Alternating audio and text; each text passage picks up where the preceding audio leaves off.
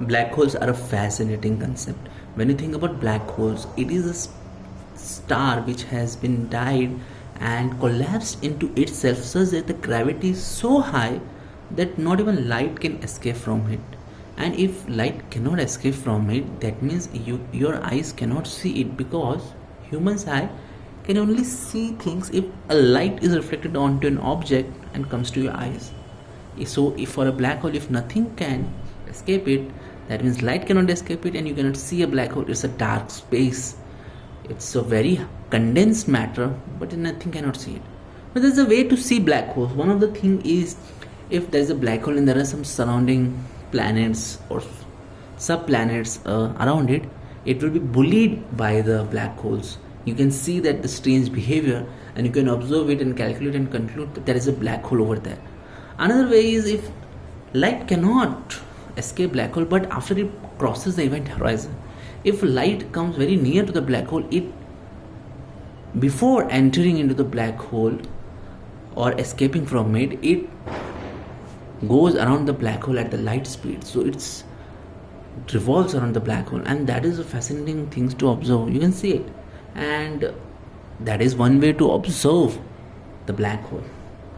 But when you think about black hole, the concept is very clear. If there are objects around the black hole, then slowly it will keep on consuming those objects because of the gravity.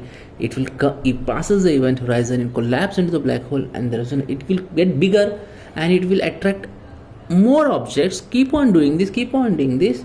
And suppose, imagine, if the black hole's gravity is not able to attract far away objects, that's okay, but the black hole would have amassed so many objects, and either the black hole would keep on growing forever, or it will grow to a very big size, and that's it. There will be very big black holes in the universe.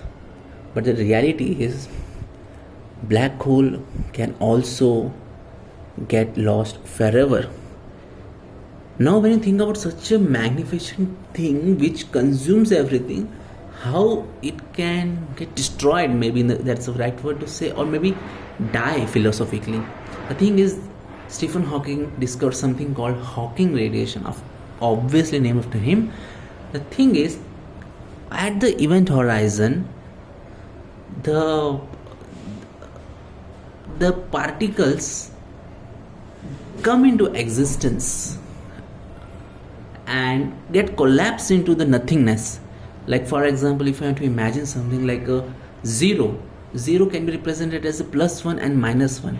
So at a very quantum level, at a very small level, subatomic particles come into existence out of nothing, maybe plus and negative charges, and then resolves into nothingness again. It keeps on happening all over the universe, and it keeps happening also on the event horizon of the black hole. So what happens sometimes, one out of nothingness, two subatomic particles get released, one inside the event horizon, one outside the event horizon. Now the thing is, inside the subatomic particles inside the event horizon will get attracted toward the black hole, get collapsed into it. The second subatomic particle cannot get collapsed into nothingness again, because its one part is lost forever.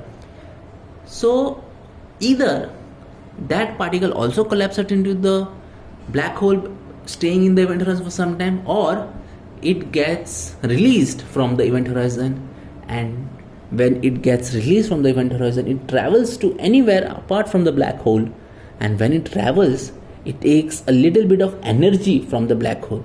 And we know from the Einstein's famous equation, E is equal to mc square, energy is mass is related, so that's why it takes a little bit of mass of the black hole, and this is called Hawking radiation. And if a black hole stops consuming nearby planets or stars and anything, it will eventually die out, because it will get dissipated as Hawking radiation, one radiation at a time. It will take a very long time, billions and billions of years, but it will happen.